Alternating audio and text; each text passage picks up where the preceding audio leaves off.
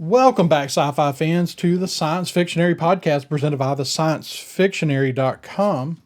I'm Andrew, and I'm here tonight with Marisha. Hey, everybody. And David. Hello. And we are kicking off our brand new series tonight, the Pillars of Fantasy. We had a lot of fun doing the Pillars of Sci-Fi, and we got a lot of great feedback from some of you guys, and so we're really excited about doing this one, although as I've started going down this rabbit hole, I'm realizing that at least this portion tonight, we're going to do literature, just like we started with literature on sci-fi. We're going to start with literature on this because it's really kind of the core of everything. And it's going to be hard, but we're changing up our format a little bit. And that we are going to have a minimum number of items on the list. Last time it was just however many we ended up with, no matter how much overlap we had. But this time we're changing it up a little bit, and each list will contain, if possible, TV is still kind of up in the air, but if possible, 20 entries. I think the only one that's going to be hard to get to 20 is going to be TV. Yeah, I think you're right. But we got some great stuff, and kind of, we wanted to do fantasy. A lot of people kind of lump fantasy and sci-fi together, but there are some differences. There are, especially in a post-Star Wars world, there is a lot of overlap between the two. Yeah, for sure. In that, Star Wars is fantasy with science fiction elements, and that has been copied ever since.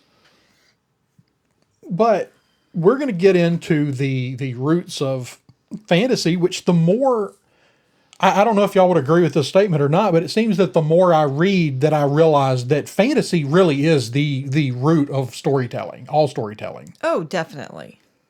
Yeah, it's hard to argue against that. I mean, you don't envision people sitting around the fire telling fantastical tales of that buffalo they killed yesterday. I mean, like, for real, like, Right. you envision primitive people sitting around the fire telling fantastical tales of superhuman people and spirits that they don't quite understand, and those kinds of Yeah. things. Supernatural creatures. And it's interesting. And I mean, really fantasy, what would be considered the modern fantasy genre doesn't come about really until the 19th century. But because what we're doing tonight is delving into the things that have shaped or have shaped fantasy writing, the things that shaped the modern genre, Yep. then we're going to have some things on this list that are going to predate modern fantasy. And I think that's going to be true with, obviously it won't be true with movies or TV, but it's going to be true here, and it's probably going to be true when we get to our miscellaneous list at the end. I did want to throw this out there. I think there's one thing that's going to be on, I can't imagine that it's not on everybody's list. And it's a piece of fantasy that is literally, it dwarfs everything that came before it, and it dwarfs everything that's come after it. It is the pinnacle of fantasy storytelling, and that is the Middle Twilight. Earth. Exactly. That is Tolkien's Middle Earth books, which, so The Hobbit, Lord of the Rings, The Silmarillion. Those books, and I thought we could just open with that by putting that one on the list so that everybody else is freed up to give their four without, because I can't imagine that anybody made their list without Lord of the Rings on it. No, it's definitely on my. And so I think we should open up with talking about that one because it is the quintessential piece of fantasy storytelling. Yeah, I agree. It's the culmination of everything that came before it. It is, Tolkien proved to be the master world builder that everyone has tried to emulate since. Yep. I mean, there's no accident that in the same way that every sci-fi series wants to be the next Star Wars, every fantasy writer wants to be the next Tolkien. Every time something comes out that people want to make a point that it's really great, they herald it as the next Lord of the Rings. Or call the author the next Tolkien. And it's and the longevity of those books, the sales, it changed the way books were really marketed. It when they in the 60s, when I can't remember, was it Ballantine that put out the first authorized paperback versions of those books, and I don't even remember how many they sold. It was just an astronomical number of books. And you're talking about the first thing that made fantasy a viable seller, that after Lord of the Rings, fantasy books began to take up increasingly larger sections in the bookstores. And not just for children, but for adults. Right. And there was a lot of fantasy written for adults prior to that, but it was still mostly considered a children's genre. Because most people associated it with some of the earliest versions, which were fairy tales. Right. And so it marked a huge turning point for the genre. Well, because Tolkien was, if you've never read his essay on fairy stories, track it down and read it. It's well worth reading. But he was a firm believer that these stories were made to explore the human condition. They were made to explore important themes. They weren't made to entertain children. And he really talked down on like the Lang's red fairy book and purple fairy book, and the sort of trend towards telling fairy tales to children. And especially he was a huge fan of the Disney treatment that fairy tales got, where they were sort of sanitized and made palatable and acceptable for children, because he believed that really went against what they were for. They were for exploring stories about who we are. He believed, in a literal, the snake talking in the garden, he believed that that's because animals talked. And so that's why, he believed that before the fall, animals could talk. And so that's why we want to tell stories about talking animals. So he really believed very strongly that you don't need to talk down to your audience because you're telling fantastical stories. And he was because he believed it so firmly, and he sold it, man. He managed to sell something that had become firmly entrenched as a children's genre to a whole lot of adults. Yeah, and it's kind of odd, fantasy predates. We did science fiction previously, and fantasy predates science fiction. But in the modern sense, it took fantasy a lot longer to grab that firm place in being taken seriously. As being taken seriously as a genre. I mean, comic books were taken seriously before most fantasy. Yeah. Yeah. That's true. Yeah, that's a good point. And I think the one really important thing about the Lord of the Rings series and about The Hobbit is that it is freaking dope. It is good. It is the pinnacle of storytelling, and I think that's why.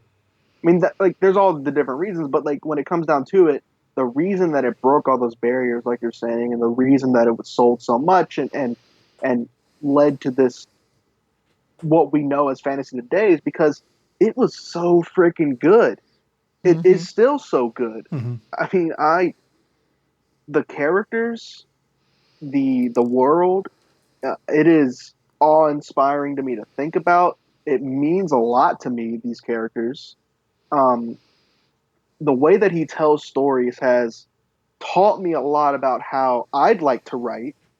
I mean, like you were saying, everyone wants to be the next Tolkien. I mean, this guy would spend a freaking page and a half describing what a tree looked like. Right. Yep. And then write a poem about it. Yeah, exactly. and so, just the way that he told stories in that way, and the way that he told created this fantastical world, and made it so in depth, especially with the Silmarillion. Oh my god, it is it still blows my mind to think about like how he came up with all that stuff and right, it's so good that everybody wants to copy it because they can't think of anything better. You can't think Right. of a better world. No offense to writers, I know they have thought of really great worlds, but I'm saying like you want to copy and write about elves and dwarfs and everything because that's the cool stuff that already exists. You don't get better than that. You don't get a more in-depth, incredible world than this. You don't get better character storytelling than this. It is textbook. I mean, Yep. people teach college courses just on these books. Yeah. Um, It's the pinnacle of high fantasy, and it's the piece that all other works are compared to. Yep, absolutely. And the other interesting thing is he used a lot of really familiar tropes, you know, dwarves and elves and all of these things. But he talked in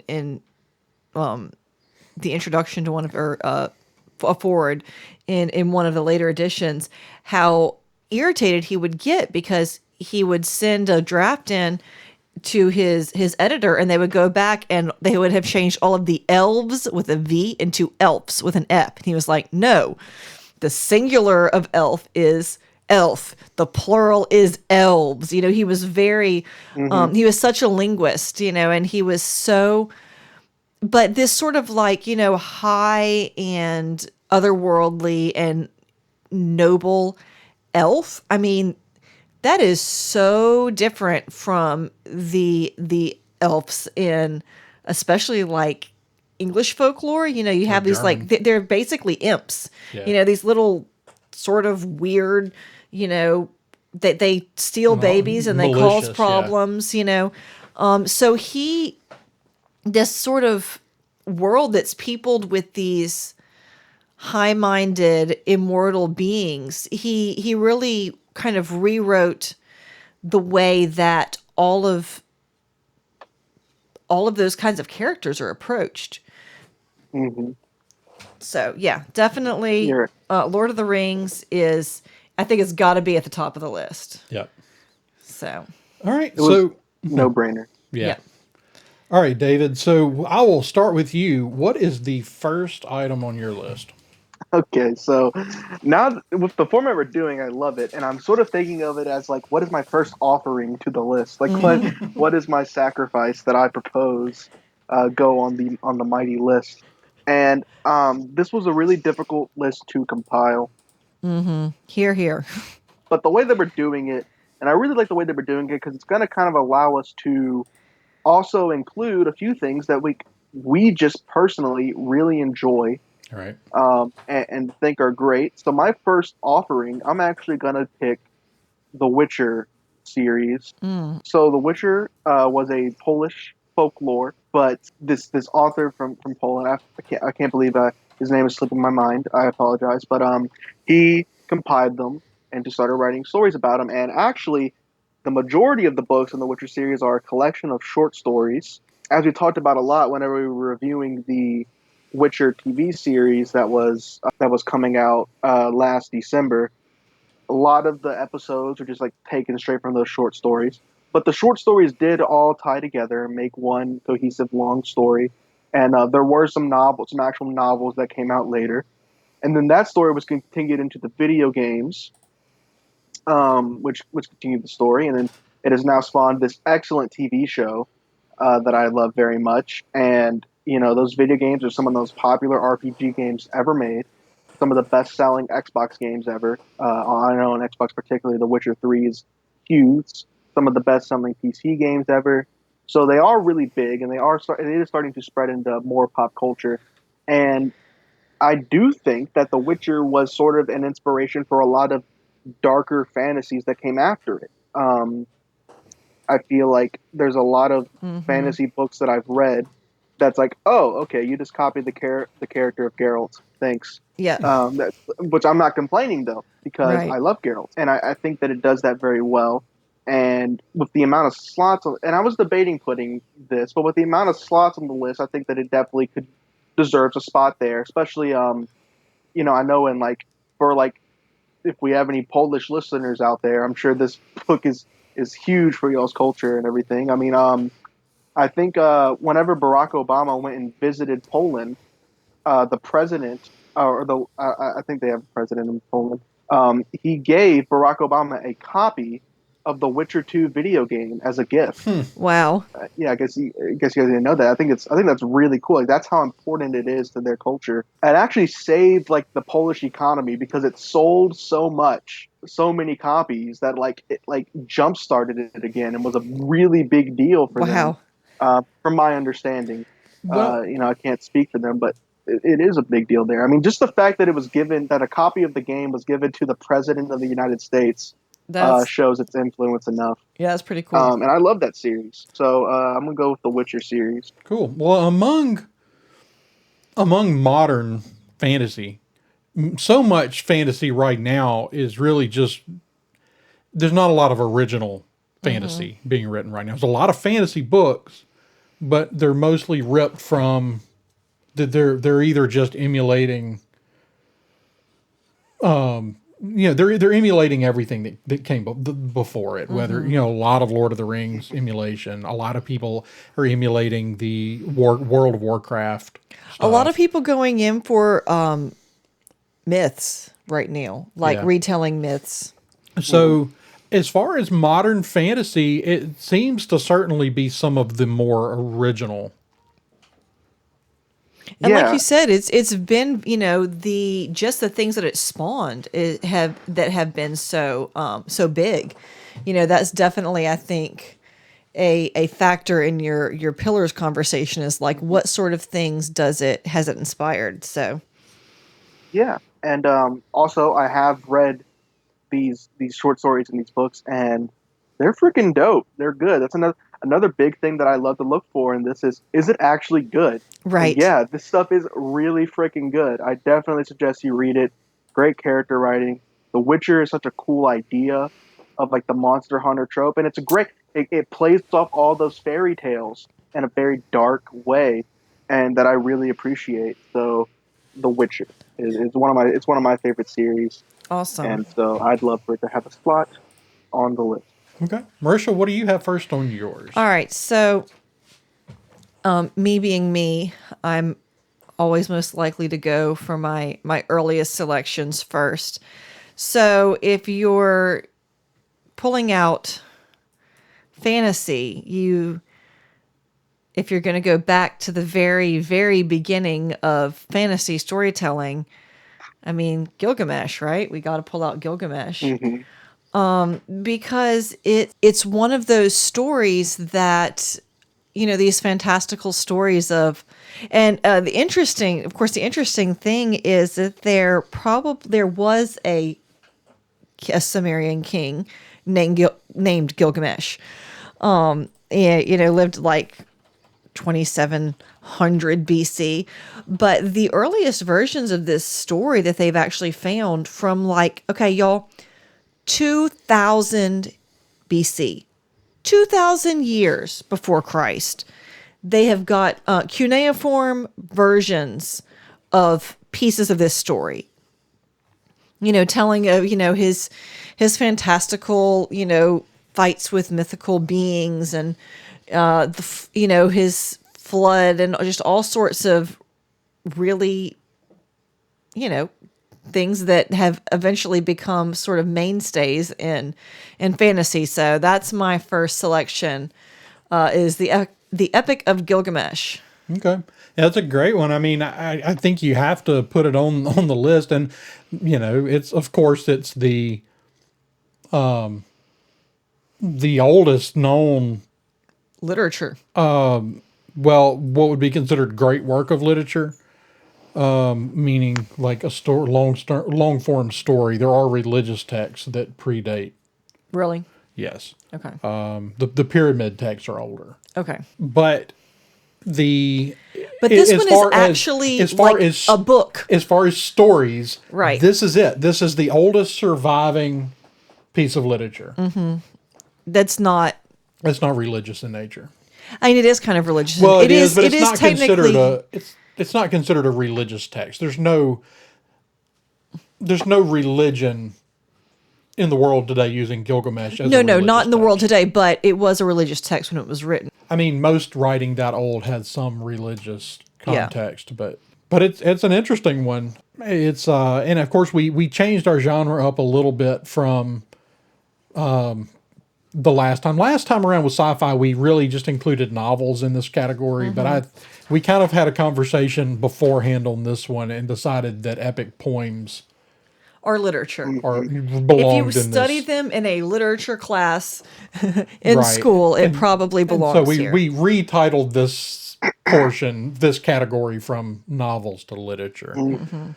So my first entry on the list is kind of like Marisha's. It's not that old, but it's still pretty old, is Beowulf, which is considered one of the two original.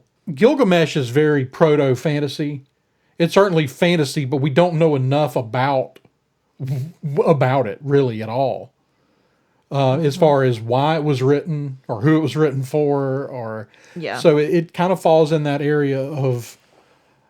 So there was a defining characteristic where things that were written that we don't know if they were supposed to be true, or if it was supposed to be a story.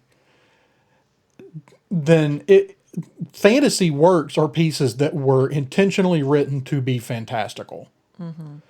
So these early ones kind of fall because we don't really know what the writer's intentions were. So they kind of fall in an area of what I'm calling proto fantasy, which was not a term I saw anywhere, but If the shoe fits, it seems like an accurate description. So I kind of did the same thing, and I included Beowulf.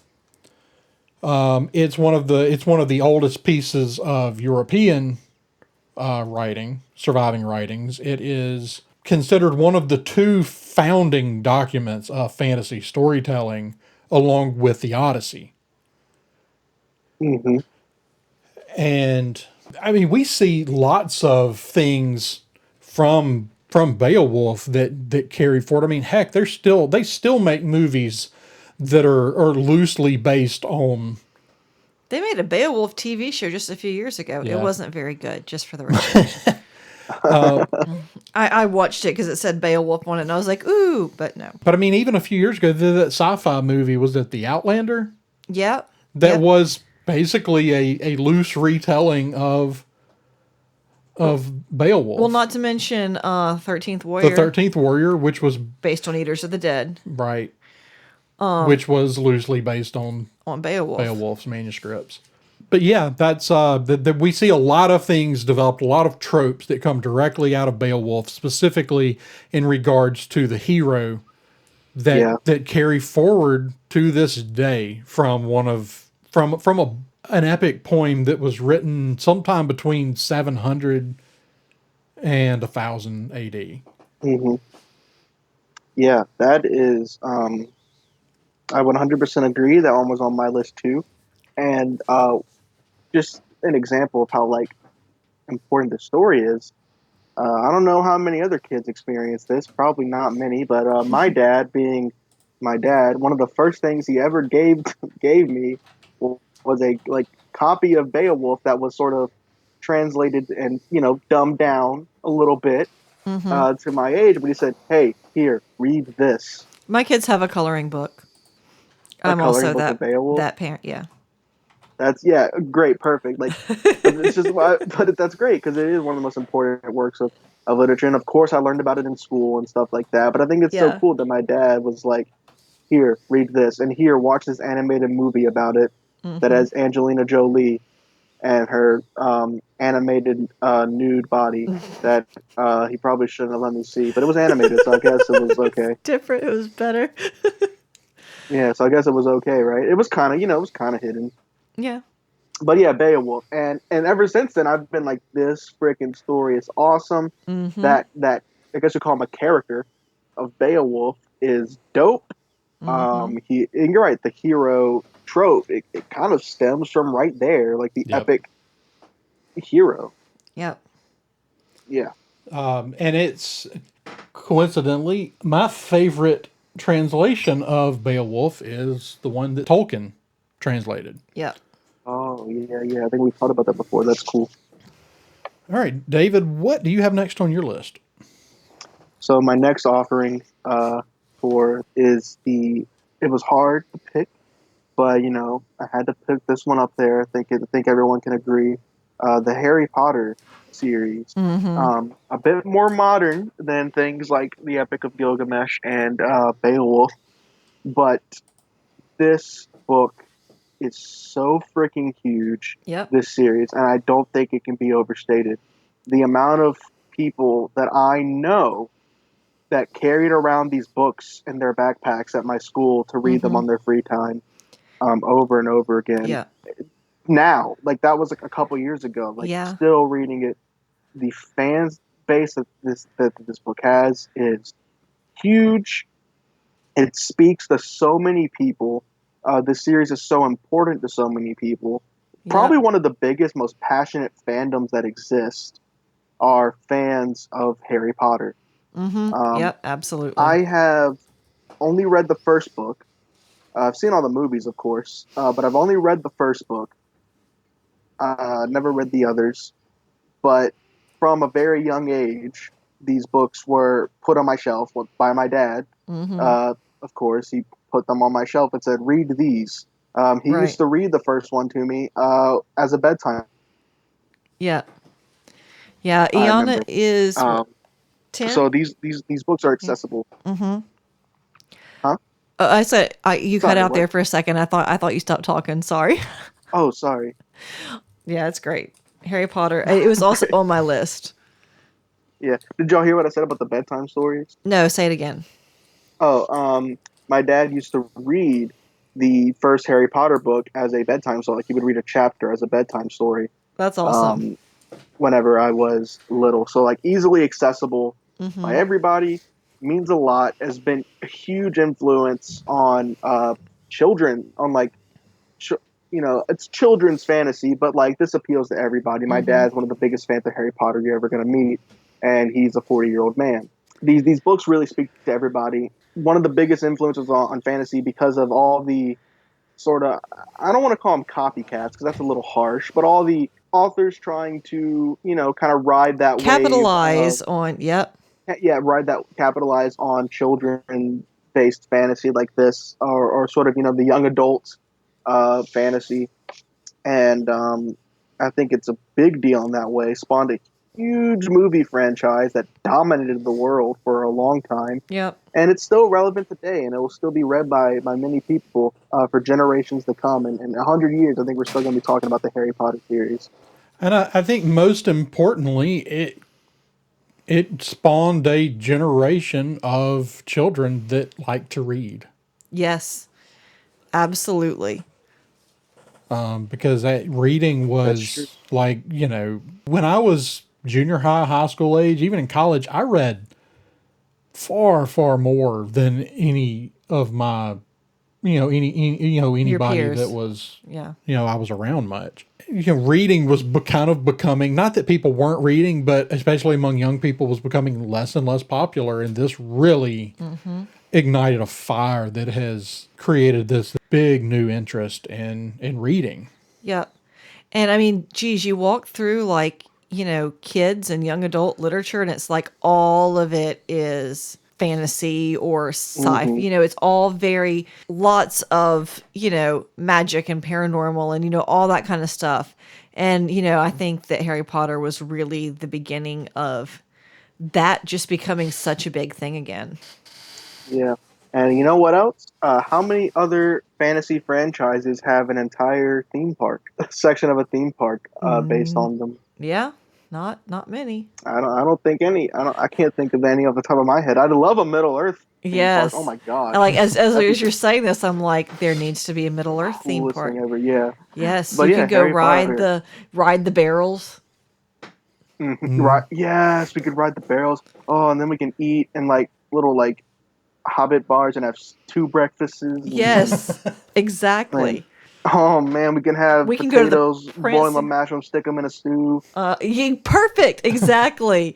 Yes, this one that Sam sings about his Nuncle Jim and his shin bone. Oh, yeah. But that needs to be a thing. So influential people with ungodly amounts of money, not us. We need Get on that. a Lord of the Rings theme park stat. So, Marisha, what is your next offering? My next offering, oh man, this is so hard, y'all. This is really hard. Well, David got Harry Potter, so I can. That one has been covered, so I can move on to something else.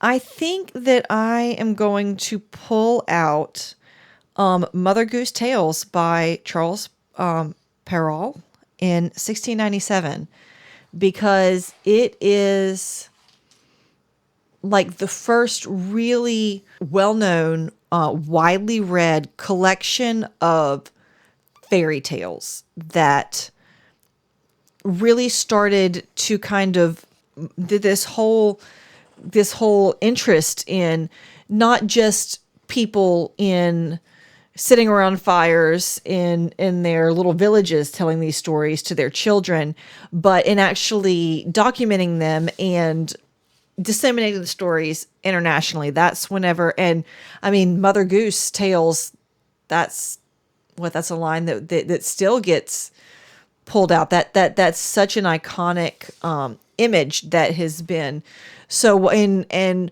especially recently, so many different variations on fairy tales. I mean, like the market is just saturated with fairy tale retellings in the past 20 years. It's a little staggering to see how much that genre has really taken off. I'm not sure exactly really even what sparked that kind of resurgence, but it's definitely been a thing. So What year was that? 1697. Okay, that's interesting. That's the same year that Madame d'Aulnoy published her book called Fairy Tales Okay. in France, which she is actually she's actually credited with coining the term fairy Fairy tale. tales. Interesting. It seems likely that they probably had some interaction. I did see someone I was reading some kind of references to, that the courtly circles, they were basically dredging up these rustic tales of the, kind of highways and the byways and kind of polishing them up and presenting them to courtiers because, there was this weird kind of obsession with, Marie Antoinette and her ladies dressing up as shepherdesses and like frolicking around Versailles with sheep. So I think this was kind of part of that same sort of trend to, kind of that interest in the provincial sort of culture, especially in France. So yeah, that's one of our really important fairy tales. Yeah. Not I'm the sorry, first one. What's one that? more time. Say what year was that? One more time. 1697. Interesting, because I had not known about that. So I actually had the Brothers Grimm fairy tale Yes.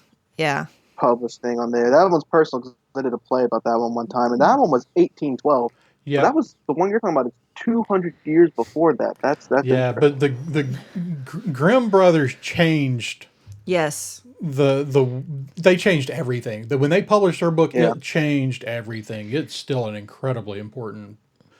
Oh yeah, absolutely. And that's one of those examples of earliest isn't always most important. Right. Because absolutely the Grimm brothers fairy tales are like all of these other stories, it's like this story was first told, but Cinderella was, first told by Charles Perrault, but the Grimm brothers are the ones who are always credited. And not only are their versions of the story are the ones we still tell. Yeah, Yeah. So my favorite version. yeah. Yeah. So Think it's very which cool. Grimm's fairy tale was your play about?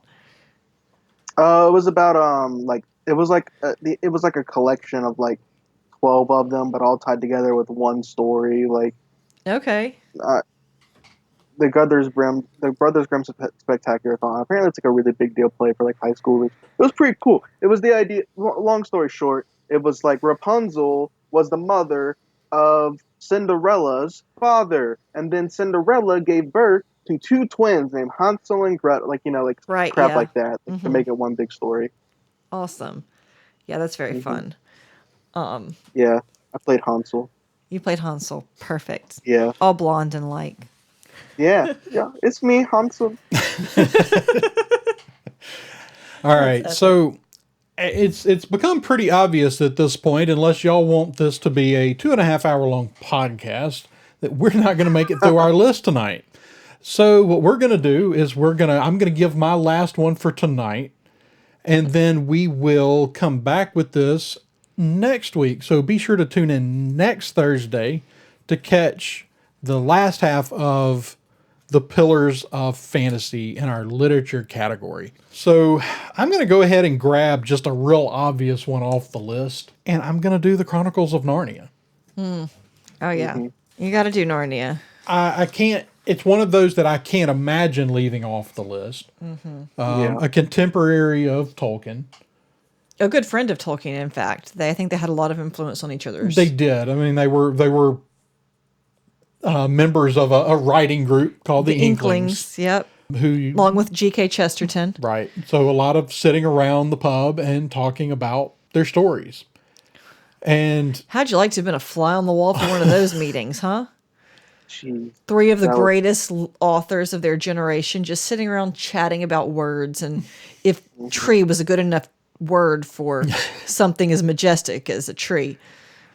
so this is one of those that I would say is a lot like Harry Potter, and that it sparked an entire generation of children to read, and has done what Harry Potter will probably continue to do, and has really sparked multiple generations of children to pick up books and read about these fantastical tales that just spark the imagination.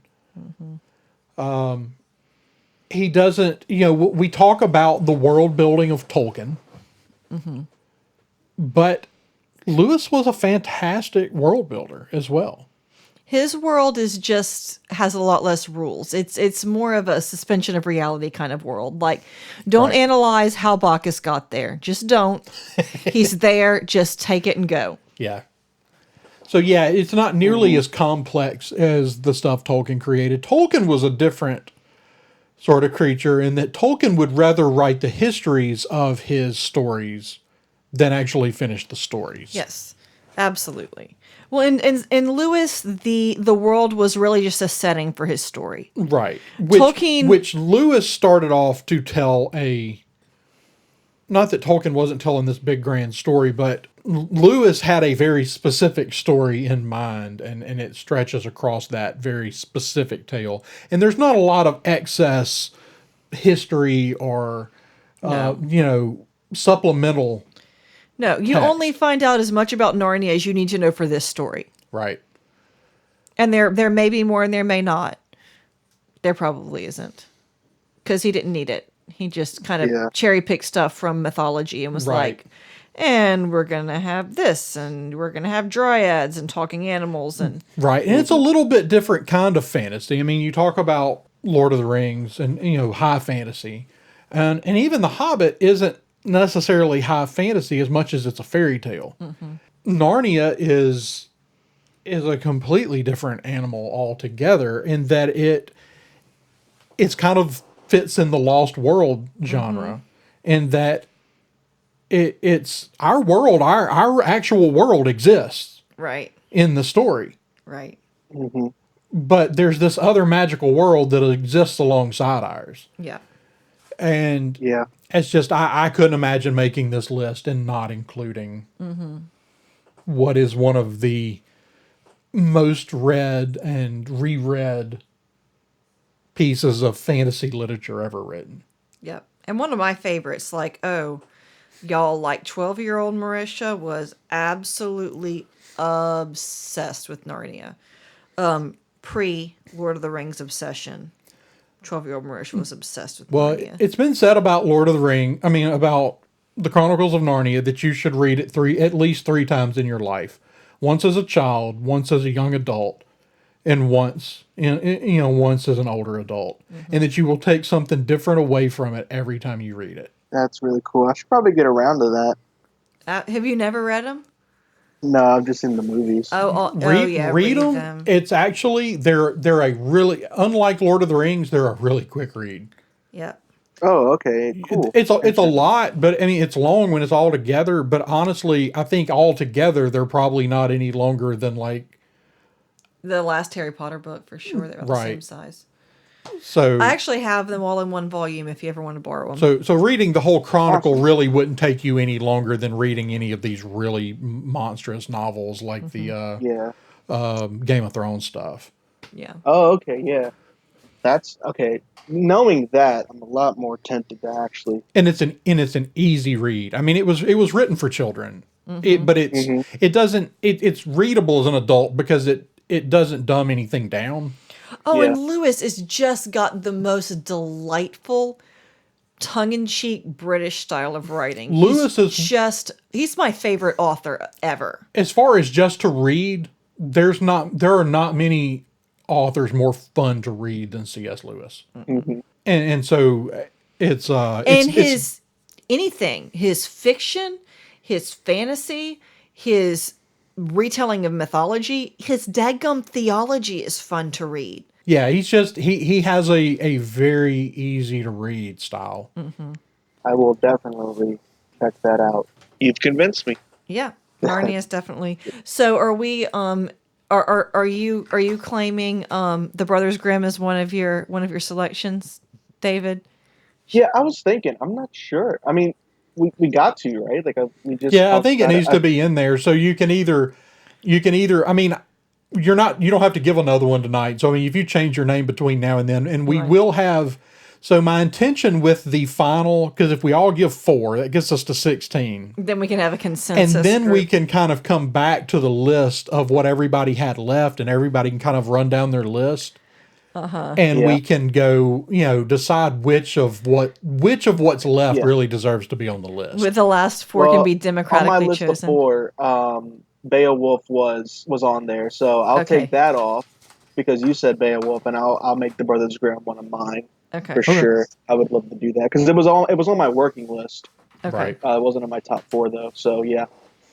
Awesome. All right, welcome back, guys. This is going to be a little bit of a bonus episode. Robbie wasn't able to join us the other night, but he had his list prepared, so we've got him here to join the discussion of the Pillars of Fantasy. I did kind of want to run down the list we had here, so you kind of have some idea of where we're at so far and kind of the direction everybody's going. We did before we started. We took really, I guess we're calling it the Middle Earth books. So the Lord of the Rings and the Hobbit and the Silmarillion. And we just kind of unanimously decided to put that one on the list first because because surely everybody had that in there. Yeah, I had to assume it was there. It's definitely on my list, but yeah, the assumption was that everyone already had that since, almost actually I think everything else on my list has some roots in that. Right. It's Well, everything minus one. right. But Well, and we talked about that. It's one of those things. It dwarfs everything that came before it in fantasy, and everything that's come after. Almost everything that's come after has some sort of connection. right. No, it's definitely the sort of modern guide outward, where Right. a lot of our modern stuff got its ideas from. And I mean, it may have pulled from a couple of things previous to it, but Well, I mean, it surely everything did, from- because he was such a scholar Right. of those things. I mean, he was drawing from fairy tales and lots of other things. But so that was the first one on our list. And from there, we kind of have an interesting list because Marisha and I tend to draw pretty similar things. David, being so much younger than us, tends to draw newer things than we do. right. But so David's first choice was the Witcher books. Oh, nice. Yeah, that's a great series, and I haven't gotten too far into it, but I worked with a guy who was obsessed with it, and he broke down everything from how the books to the comics to the video games and even the show all relate to each other and all the lore, and kind of it really has a lot of depth. So it's definitely I think that's a solid pick.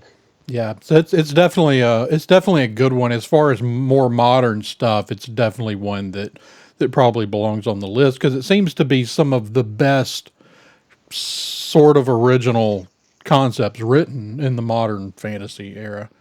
And one of the things we talked about was kind of, I went down the rabbit hole of researching just the genre itself, and really it had not occurred to me that the modern genre didn't exist until the 19th century.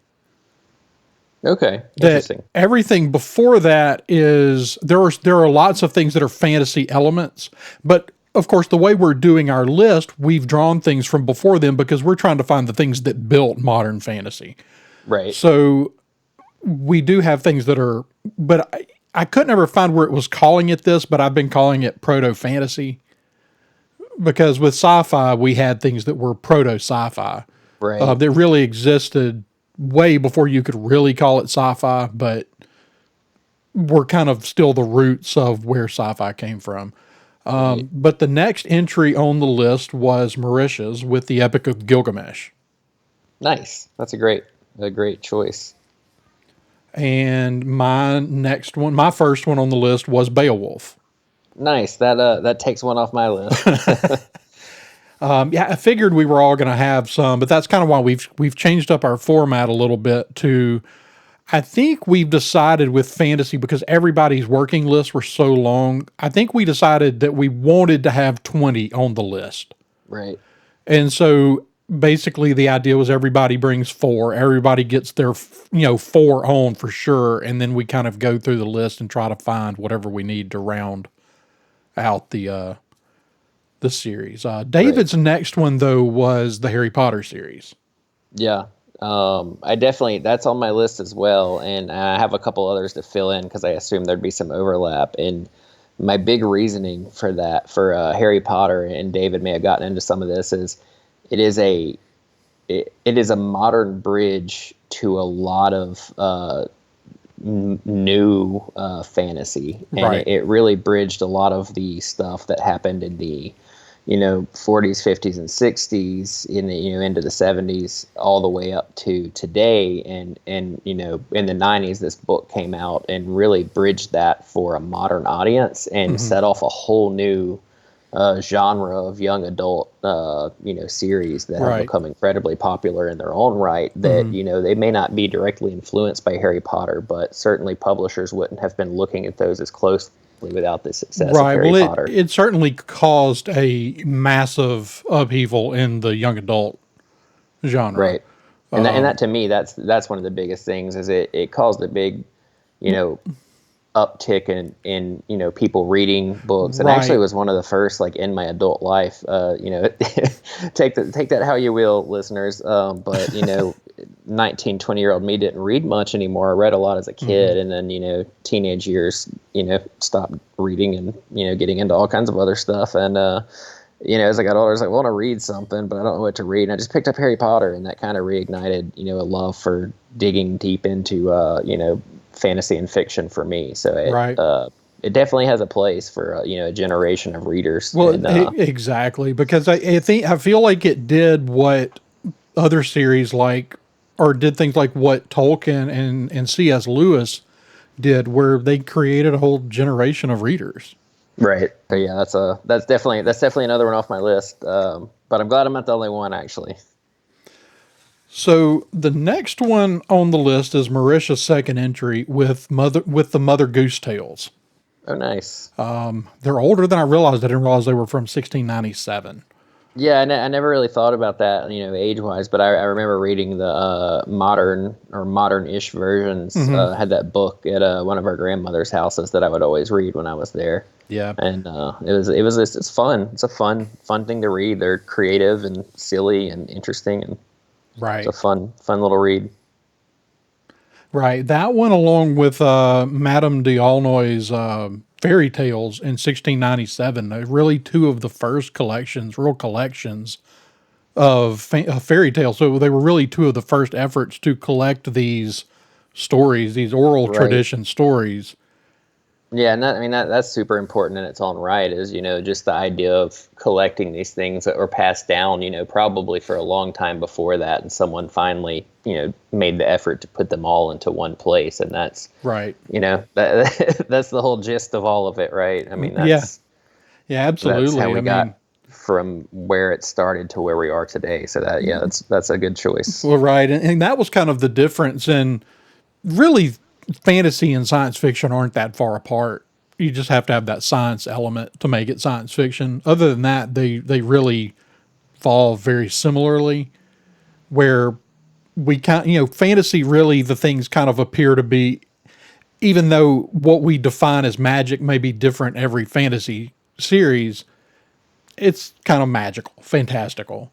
Where Right. science fiction, the only real difference is the fantastical suddenly becomes science. Right. And so there is a lot of crossover there. But one of the things we realized, that even though I had an entry on the sci-fi list from about 170 AD, Yeah. that really the root of all human storytelling is fantasy. Right. That sitting around the fire and telling stories, that's where fantasy originates. And so, of course, these fairy tales are a big part of that. But the last entry we had on the list for last week was, I went ahead and grabbed the, I guess what was kind of the low hanging fruit left on the list, which was the Chronicles of Narnia. Yeah, definitely. And I actually didn't put that one on my list because I already had a couple that I was like, oh, people are going to have that. And Chronicles of Narnia was definitely one where I was like, oh, somebody's going to surely put this down on the list. Right. But that's where we stopped. It took us a good bit of time to get through that amount of the list. Yeah. But that's where we got to. And so kind of wanted to get your first two entries into the list.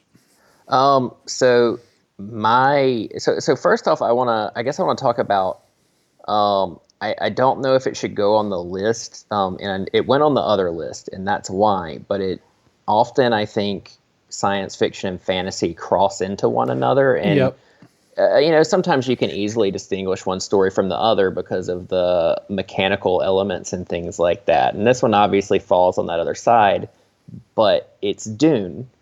Dune, and I say Dune as and it doesn't have to be part of our list per se, but I just wanted to talk about it because Dune influenced both Wheel of Time. It influenced Game of Thrones. I believe Star there was some Wars. influence for Star Wars and a lot of. I mean, that's science fiction, but there's a lot of fantasy crossover that Dune inspired directly, Right. and so we really wouldn't have a lot of these things without Dune. So maybe since it's already on the other list, I won't push hard for Dune to be on fantasy as well. But I just wanted to give a big, shout out to Dune for inspiring a big chunk of the genre as we know it today. Yeah, no, and it would be absolutely no issue to put it on this list if you decided that you wanted to do that, because it's like Star Wars. When we were doing movies, I wrestled back and forth with, well, it's fantasy, right?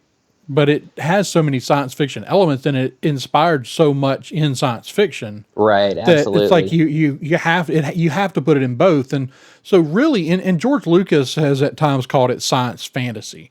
Right. And I think what it is that it is fantasy, but it's science fiction set in a fantasy world. Right, absolutely, and that's kind of like Dune. It's And Dune the is- elements of yeah. storytelling that happen in Dune are really what push it into that fantasy realm, and also what inspired all of these other stories, or these character archetypes and things like that, and that's what's important. But I have a couple others, so maybe we can table Dune and see what the listeners think about Dune as a fantasy as well. Okay. So one of my first ones, like the biggest one I thought of immediately, just because it's what I do with a lot of my free time, is Advanced Dungeons and Dragons, which was not necessarily the first Dungeons and Dragons book, but it was one of the most important publications in the genre. And Dungeons and Dragons, as we know it today, has changed a lot, but throughout the 70s and 80s, it truly inspired a lot of these authors to write their stories, or gave people a way to learn to tell their stories, or practice their stories, or practice their writing, and has spawned a ton of creation and even a ton of different monsters that are, proprietary, for lack of a better word, to D&D. So I want to say Advanced Dungeons and Dragons. Like I said, it's not the first book in all of the Dungeons and Dragons, but if you look into the history, it is the first one that really combines all of the wargaming, all of the rules, all of the things that would help someone without full knowledge of wargaming to get into something like this, get into the role playing, and then sort of where all that stuff's bridged, and then where it shoots out into what we know it today, including all the fantasy that was spawned from it. Okay. That's really interesting. And you said it's Advanced Dungeons and Dragons? Advanced Dungeons and Dragons, yeah, and I would implore anyone to dig into the history of that a little bit if you're interested. It's really kind of interesting to see how these wargamers sort of brought this into make it more approachable, and then it got more popular though when it got combined with the idea of role playing, characters and things like that. And I think there's still a small divide, not a really serious divide in the community of, is it more fun to war game? Is it more fun to role play? Is it more fun to, build an economy or build a world? But Advanced Dungeons and Dragons was really the book that brought all of that together. Nice. So got that down for your first entry, and that's a really good one. You can't deny the effect that Dungeons and Dragons has had on the genre. Yeah, and this is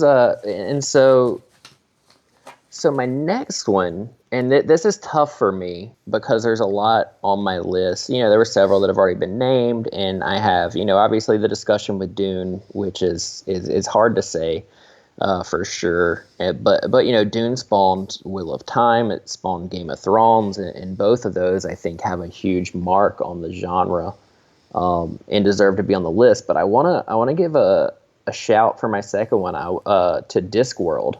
And I guess specifically the best place to start if you're going to read the Discworld series would be The Color of Magic. Sorry, slipped my mind there for a second. Yeah. But The Color of Magic. So really, really the best place, I think, to start, according to most people. I looked this up a long time ago when I wanted to start the series, and I was trying to figure out exactly where I should start and looking through all there's whole flow charts on the series on where to start and all of this, but The Color of Magic is definitely a great place to start, and it's really kind of its own thing. I mean, it's just fun. It's a fun series, but I think a lot of authors. It's not one of those things that I think anyone ever directly draws inspiration from, but I think you'll find that a lot of authors, are familiar with the elements of the series and have taken little bits and pieces of that.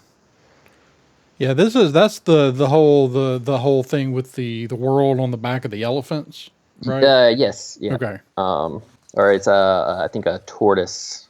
Okay. Yeah, it seems like there's elephants involved somehow, but I can't remember. I think so. It gets pretty big into a lot of different theories. Yeah, there are elephants, and then there's a turtle, and I forget how it all goes together. I only ever read the first book in the series, and then I did not buy any more. But they are definitely on my list. Okay. Awesome. Yeah, I'm going to have to check that one out. I'm going to have to do some reading on that one. I'm actually not I know of it, but I'm not all that familiar with it. It's one that just kept crossing my path of, I like this, and I like this, and I like this. And people were like, oh, you should read Discworld. Or, I'd pick something else up, and it would be Terry Pratchett. And I was like, oh, I really like this. And I was like, okay, we'll read Discworld. So really, that's kind of why that pops into mind. Because it always strikes me as something that, as I mentioned, it's never really like a major influence on any one thing, but it is a minor influence on a lot of things. Yeah. Well, that's insane. It's 41 books. Oh, yeah, and that's why you kind of have to get into the... some people have made some really great flow charts of where to start, and if you like fantasy more, you can go one way. If you like science fiction more, you can go one way. You don't necessarily have to read all the books. You can sort of read out into the storylines you like. Okay. So I'll see if I can find that, and I can pass it along to throw on the Twitter if I can find any of those good flow charts, and see if we can figure out who created those and give them proper credit. Yeah, it'd be great. All right. But yeah, that's my second one. Awesome. Well, look forward to later this week getting into the rest of the finishing out our list of novels.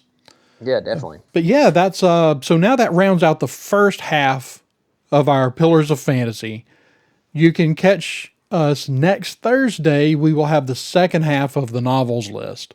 And from there, of course, we'll do like we did with sci-fi. We'll move into television, movies, and then at the end, we'll have a miscellaneous category to kind of catch those things that just don't quite fit into the other three categories. Robbie, thanks for joining us to give us your first two entries, and we'll see you again next week. Yep, thanks for having me. Until next time, Marisha, where can people find you online? You can find me on princessesandpadawans.com. I occasionally write for the sciencefictionary.com. You can find a couple of articles that I'm actually pretty proud of over there. I am on Instagram at princesses_and_padawans and ppadawans on Twitter. All right, David. You guys can find me on Instagram and Twitter at stay_creativedd and on my YouTube channel, Creative D&D. All right. Awesome. And I'm Andrew Gore. You can find me running the Twitter account for this show at sci_fictionary. You can find all of our podcasts now on our YouTube channel, which I have completely overhauled, and now it's actually kind of pretty to look at. And you can drop us a line at thesciencefictionary@gmail.com. You can find us at thesciencefictionary.com. We're beginning to have a little bit more stuff showing up there, as well as some future episodes that are going to have some crossover stuff between the website and the podcast. And we did a little bit of that with the Pillars of Sci-Fi, and we'll do the same thing with the Pillars of Fantasy. And also be sure to check out our podcast as well as all of our podcast family at red5network.com. And until next time, live long and prosper.